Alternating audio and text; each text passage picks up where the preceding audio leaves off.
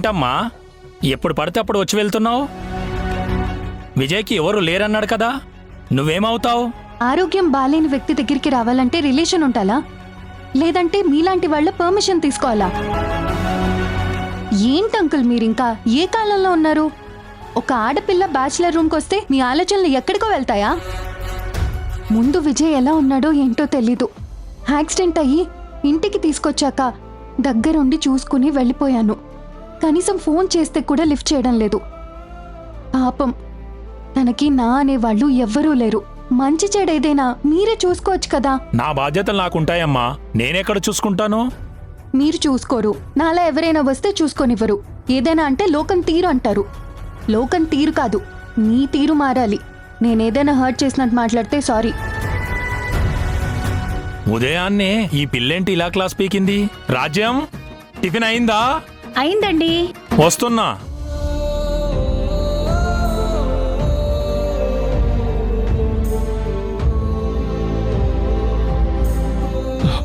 ఏంటి phone lift చేయవేంటి? ఒంట్లో బాలేదా?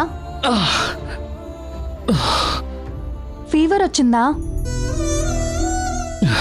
నైట్ అంతా బాడీ పెయిన్స్, కాలు స్వెల్లింగ్ వచ్చింది.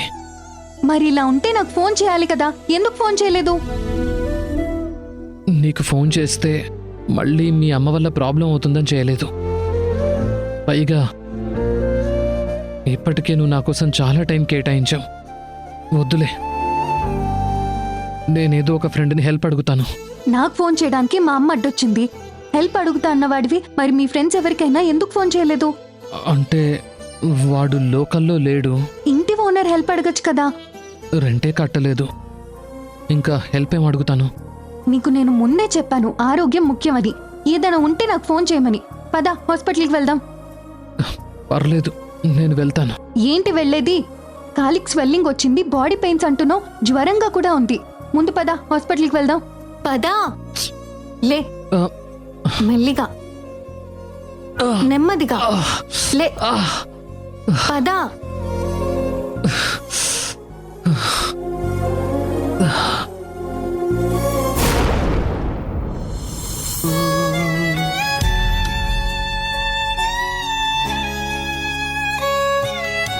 నీకు వింజ మీద ప్రేమ అనుకున్నాను, కానీ నా మీద ఎంత ప్రేమ ఉంటుందని నేను అనుకోలేదు బావా.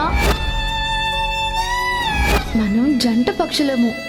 మన ప్రేమని 4 గోడల మధ్య దాచుకోకూడదు బావా.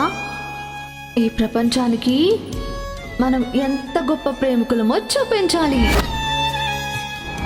నేనే బెడ్రూమ్ రెడీ చేసి మల్లెపూలు పెట్టుకొని గదిలో ఉండమని చెప్పాను. ఇప్పుడు నేనేం చేయాలి? తిట్టాలా, కొట్టాలా, రాచి రంపాన పెట్టాలా? ఈ టైం అవుతున్నా గానీ ఇంకా ఇంటికి రాలేదు. పైగా నాతోనేమో ఫ్రెండ్ దగ్గరికి వెళ్తున్నానని అబద్ధం చెప్పి ఆ మౌనిక దగ్గరికి వెళ్లారు. ఇద్దరు చిలక గోరింకలాగా అర్ధరాత్రి బైక్ పైన తిరుగుతుంటే తప్పు నా భర్త దనాలా లేక మౌనిక దనాలా? ఎవరిని నిందించాలి, ఎవరితో గొడవ పడాలి? అసలు నా బాధ ఎవరితో చెప్పుకోవాలి?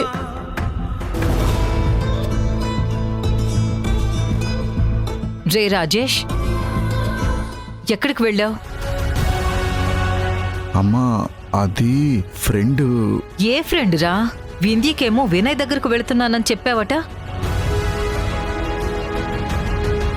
వినయ్ లండన్లో ఉన్నాడు కదా రాజేష్. వాడు రాత్రి కూడా నాతో మాట్లాడాడు. వాళ్ళ అమ్మ కూడా మాట్లాడింది. అయ్యో లేదమ్మా, తను వినయ్ కాదు. వింధ్య ఏదో పొరపడినట్టుంది. నేను వినయ్ అని చెప్పలేదమ్మా, అనిల్ అనిల్ అని చెప్పాను. ఎందుకు కంగారు పడుతున్నావు రాజేష్ నువ్వు? అబ్బే, కంగారేం లేదమ్మా. ఎరా నైట్ నిద్రపోలేదా? బాగా టైర్డ్ అయినట్టున్నావు. అవును, అసలు నాకు తెలియని ఫ్రెండ్ అనిల్ ఎవరు? నీకు తెలియదులేమ్మా, కొత్తగా పరిచయం అయ్యాడు. అలాగా? అవునమ్మా, నేను వెళ్ళి ఫ్రెష్ అవుతాను. సరే వెళ్ళు.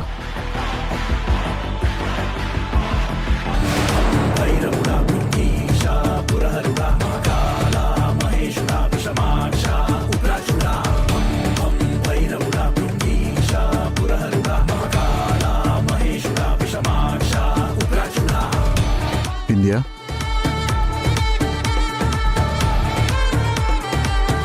సారీ వింధ్య, నేను రావడం కాస్త లేట్ అయింది. నువ్వు నా కోసం నైట్ అంతా వెయిట్ చేస్తూ నిద్రపోలేదు కదా? వింధ్య, ఏమైంది? ఎందుకు అలా ఉన్నావు? నేను మా పుట్టింటికి వెళ్తున్నాను.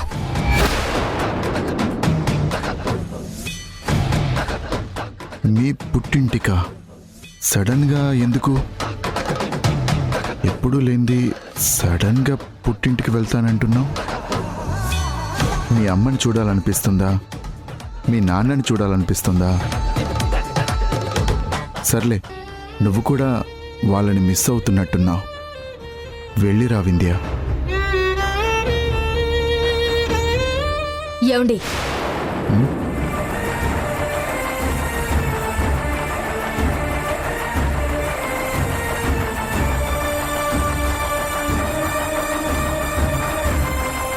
రాత్రంతా ఎక్కడికి వెళ్ళారండి?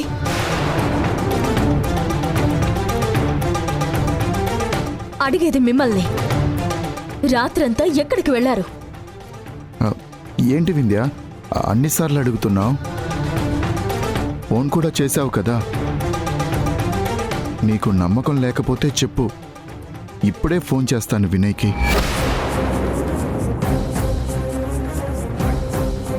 రాత్రంతా వాడు నేను కలిసి చిన్నప్పటి కబుర్లన్నీ చెప్పుకుంటూ ఉండిపోయాం. అంటే మీకు రాత్రంతా ఇల్లు గుర్తుకు రాలేదు, నేను గుర్తుకు రాలేదు. అరే, గుర్తుకు రాలేదా అంటావేంటి? నేనేదో వేరే అమ్మాయి దగ్గరికి వెళ్ళినట్టు.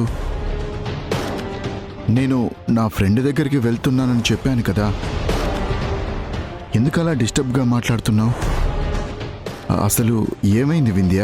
నేను డిస్టర్బ్డ్గా మాట్లాడడం కాదండి, మీరు డిస్టర్బ్ అవుతున్నారు. నాకొక మాట చెప్తున్నారు, అత్తయ్యకి ఒక మాట చెప్తున్నారు. నాకు వినయ్ అని చెప్తున్నారు, అత్తయ్యకేమో అనిల్ అని చెప్తున్నారు. అసలు లండన్లో ఉన్న వ్యక్తి ఇండియాకి ఎలా వచ్చాడు? ఏంటి వింధ్య, మళ్ళీ ఎంక్వైరీ మొదలు పెట్టావా? అంటే నా మీద నీకు అనుమానం ఉందా? చూడు, రాత్రంతా నాకు నిద్ర లేదు. అనవసరంగా నీతో డిస్కస్ చేసి ఆర్గ్యూ చేసే ఓపిక కూడా నాకు లేదు. ఏదైనా ఉంటే తర్వాత మాట్లాడతాను. నేను ఫ్రెష్ అయి పడుకుంటాను. నాకు నిద్ర వస్తుంది. నువ్వు పుట్టింటికి వెళ్తావో ఉంటావో ఆలోచించుకో. అనవసరమైన డిస్కషన్ వద్దు.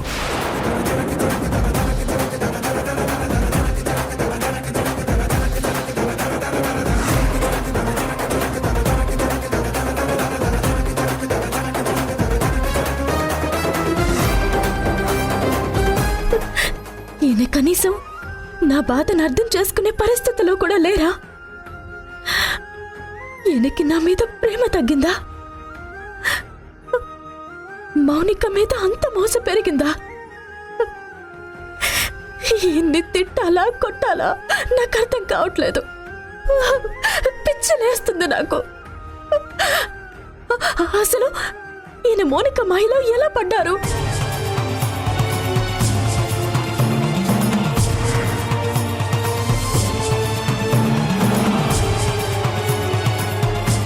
సీక్రెట్ కెమెరా తీసుకువెళ్ళి రికార్డ్ చేసి మౌనికని లాక్ చేద్దామంటే ఈ మౌనికేమో పెళ్లి విషయం తప్ప అన్ని విషయాలు చెప్పింది. నేను సంధ్య గారు ఇద్దరం కలిసి ఇంత కష్టపడి స్కెచ్ వేస్తే మొత్తం మిస్ అయిపోయింది. ఒక పక్క ఆ మౌనిక టార్చర్, మరొక పక్క ఎక్కడికి వెళ్ళావంటూ ఈ వింధ్య టార్చర్. చచ్చిపోతున్నాను నేను. మీరు నన్ను మోసం చేస్తున్నారండి. మీరు నాకు దూరం అవుతున్నారు. అసలు మీకు మౌనికకి మధ్య నా సంబంధం ఏంటి? నాకు అబద్ధం చెప్పి అర్ధరాత్రి ఎందుకు వెళ్ళారు?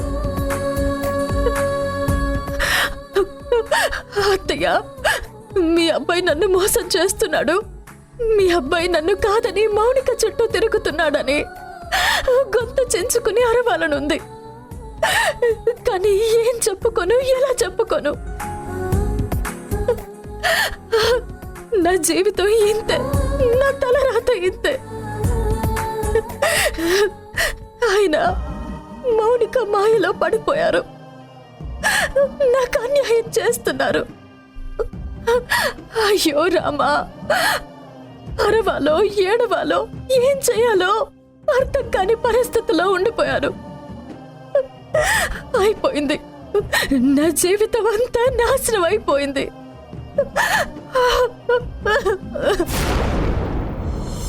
మీ మేనేజ్మెంట్ ఎవరండి? ఏం జరిగింది మేడం? ముందు మీ మేనేజ్మెంట్ని పిలవండి. శ్రీజ, ఎందుకు ఇంత ఇష్యూ చేస్తున్నావు? లేదు విజయ్, లీగల్గా యాక్షన్ తీసుకుంటే కానీ వీళ్ళకి అర్థం అవదు. ముందు పిలవండి.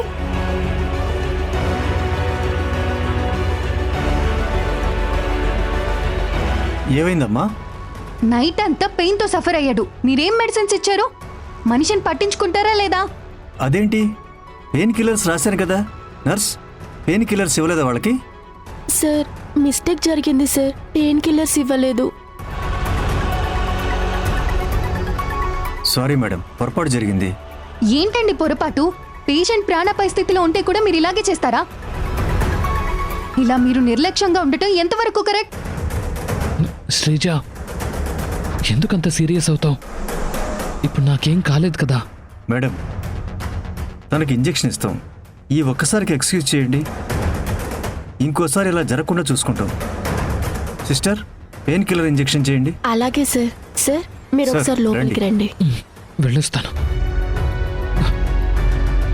నెమ్మదిగా సార్.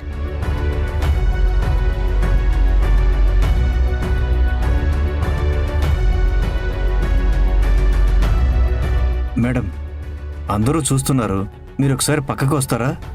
ఏంటండి పక్కకొచ్చేది? ఇది ఎంతవరకు కరెక్ట్? జనం గుళ్ళో దేవుళ్ళ తర్వాత డాక్టర్లకే చేతులెత్తి మొక్కుతారు.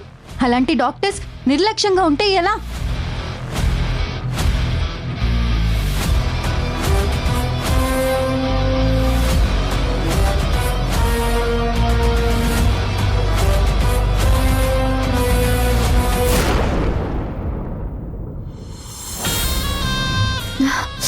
రోజు రోజుకి నా గ్లామర్ పెరిగిపోతుంది. అందరూ నేను బయటకు వెళ్ళేటప్పుడు ఎప్పుడు చూసినా ఇలాగే ఉంటావు, నీ ఏజ్ తగ్గట్లేదు, నీ గ్లామర్ రహస్యం ఏంటని అందరూ ఇలాగే అడుగుతున్నారు. అసలు నీ సౌందర్య రహస్యం ఏంటి, ఏం వాడుతున్నావు అని ఒక్కొక్కళ్ళు నన్ను అడుగుతుంటే నాకు సిగ్గేస్తుంది.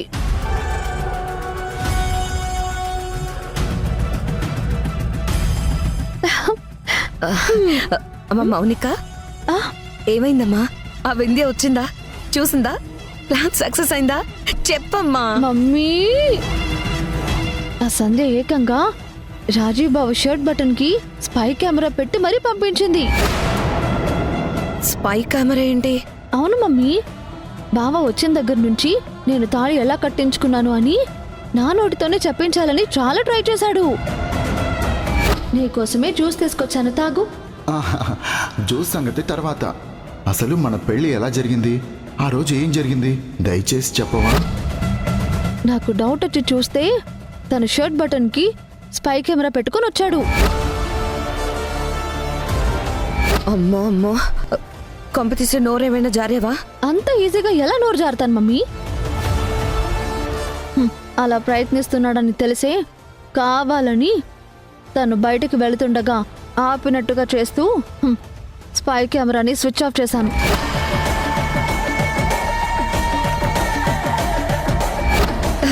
నువ్వు సూపర్ అమ్మా.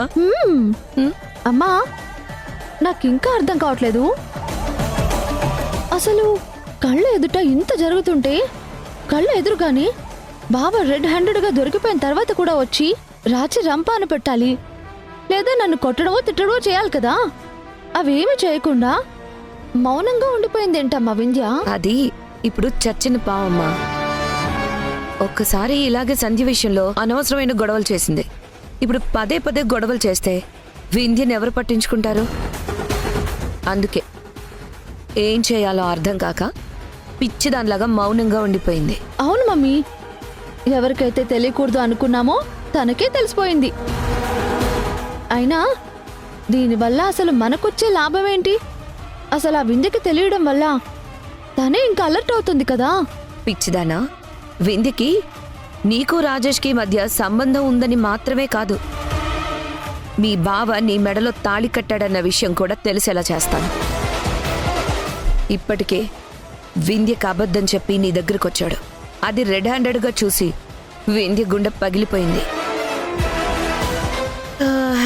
నా గెస్ కరెక్ట్ అయితే ఈ పాటికి ఏ నుయ్యో గొయ్యో చూసుకుంటుంది. అయ్యయ్యో అంతే అంటావా మమ్మీ? అదేంటమ్మా అయ్యయ్యో అంటూ దాని మీద సానుభూతి చూపిస్తున్నావు? మనకిప్పుడు కావాల్సిందేంటి? వాణి ఇంటికి నువ్వు కోడలు అవ్వడం, రాజేష్ పక్కన భారీగా నువ్వు ఉండడం. వింధ్య ఉంటే ఎంత పోతే ఎంత. కానీ ఎంతైనా నువ్వు చాలా గ్రేట్ మమ్మీ. తిట్టలేదు, కొట్టలేదు, చేసింగులు లేవు, ఫైటింగ్స్ లేవు, ఇవేమీ లేకుండా చాలా తెలివిగా వింధ్యకి చెక్ పెట్టేశావు. నువ్వు అన్నట్టుగా వింధ్య తట్టా బుట్ట సర్దుకుని ఎటైనా పారిపోయినా లేదా ఏ నుయ్యో గొయ్యో చూసుకున్నా నాకు బావకి ఈ మధ్య ఉన్న అడ్డు తొలగిపోతుంది. ఆ ఇంటికి కోడలు అవ్వాలన్నా నా జీవిత ఆశయం నెరవేరుతుంది. ఇక వింధ్య అడ్డు తొలగిపోతే బావా నేను ఆహా ఆ జీవితం ఊహించుకుంటేనే అద్భుతంగా ఉంది మమ్మీ. అన్నా వరుగా పోనివ్వన్నా.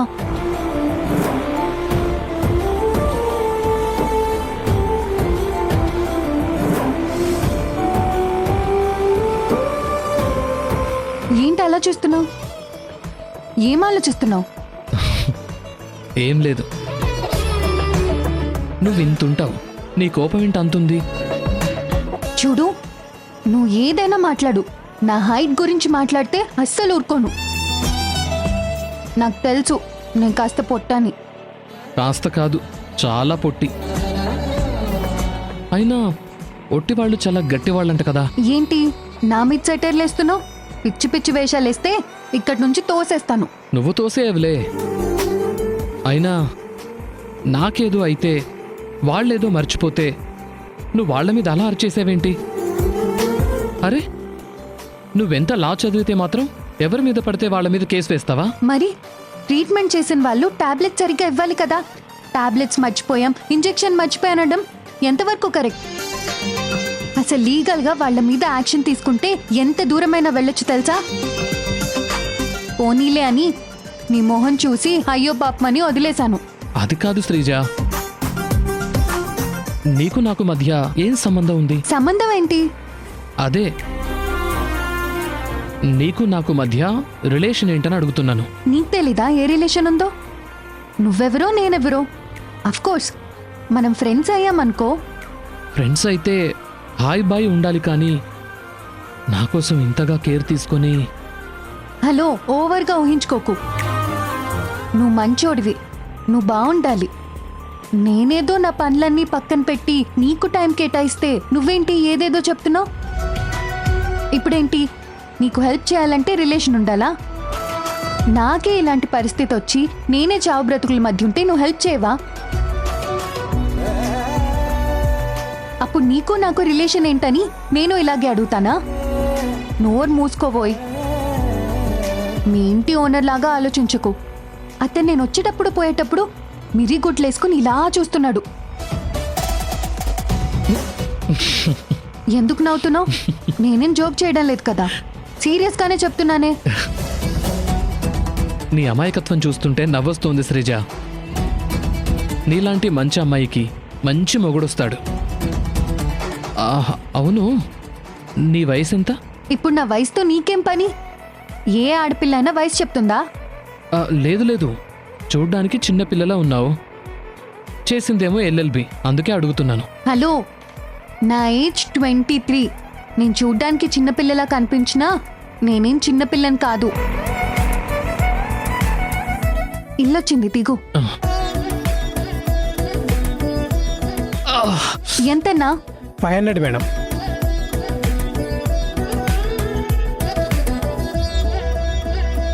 నీకు చాలా రుణపడున్నాను. లెక్క రాసుకో, వడ్డీతో సహా మొత్తం కట్టేస్తాను. నువ్వు ఊరుకున్నా నేను ఊరుకోను కదా. 3 రూపాయలు వడ్డీ నిలబెట్టి వసూలు చేస్తాను. చూసావా, నీ ఇంటి ఓనర్ గోడ మీద పిల్లిలాగా ఎలా చూస్తున్నాడో? ప్లీజ్ శ్రీజ గట్టిగా మాట్లాడకు, వింటే ఫీల్ అవుతాడు. వాడి కళ్ళని ఎప్పుడూ నా మీదేనా? వాడు నిన్ను అనుమానిస్తున్నాడా నన్ను అనుమానిస్తున్నాడా? అంత పెద్ద ఆయన్ని వాడు గీడు అనకు. హాయ్ అంకుల్, భోంచేశారా? నా భోజనం సంగతి తర్వాత గాని ఇద్దరు కలిసి ఎక్కడికి వెళ్ళొస్తున్నారు? సినిమాకి వెళ్ళి అక్కడి నుంచి రెస్టారెంట్కి వెళ్ళి ఇప్పుడు ఇంటికి వస్తున్నాం. శ్రీజ ఏంటి నువ్వు జోకులు వేస్తున్నావు? లేదంకుల్, హాస్పిటల్కి వెళ్ళొస్తున్నావు. ఓ, హాస్పిటల్కి వెళ్ళొస్తున్నారా? మరి నీ డొంక తిరుగుడు సమాధానం ఏంటమ్మా? ఏంటంకుల్ మీకు అర్థం కావట్లేదా? విజయ్కి రాత్రంతా జ్వరం, బాడీ పెయిన్స్ తో సఫర్ అయ్యాడు. తనేమో పేషెంట్, చేతిలో మెడిసిన్స్ ఉన్నాయి. హాస్పిటల్ కాకపోతే ఇంకెక్కడికి వెళ్ళొస్తాం? మీరు పక్కకు జరిగితే మేము లోపలికి వెళ్తాం. పద.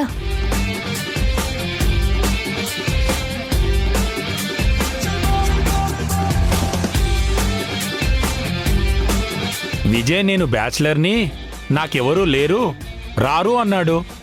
ఇప్పుడేమో ఈ అమ్మాయి వస్తుంది పోతుంది. ఇది ఎంత దూరం వెళ్తుందో చూస్తాను.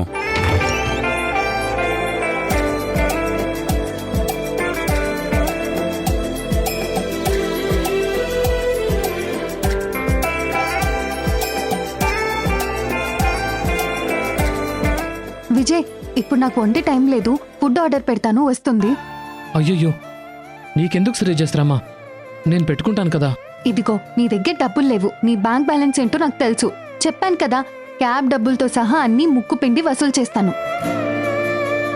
ఆర్డర్ పెట్టాను, నువ్వు భోంచేసి టాబ్లెట్ వేసుకో, సరేనా? బాయ్, నేను మా లాయర్ దగ్గరికి వెళ్తున్నాను. మ్.